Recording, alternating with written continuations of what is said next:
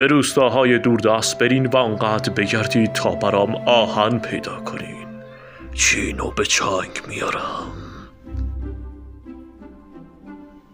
تخت پادشاهی پدرم یه زمانی اینجا پیشش بازی میکردم. به هم قول داده بود یه روزی این تخت مال من میشه.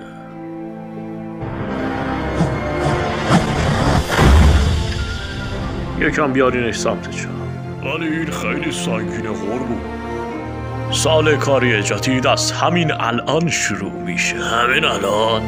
آخه الان وسط سال اونطوری فقط نصف سال میشه کار کرد. برو آماده کن. باید کشتی رو بار بزنیم. را بیافت! پدر و مادرم ازم نفرت داشتن. چرا نمیفهمی؟ دنیامو خراب کردن، اما خودم درستش میکنم. معلومه بعد جوری تو خمارشی.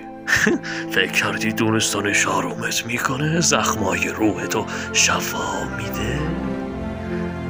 باشه بهت میگم، پدر و مادرت دوستت نداشتن، ولی غصه‌شو نخور. تو هم میری پیششون.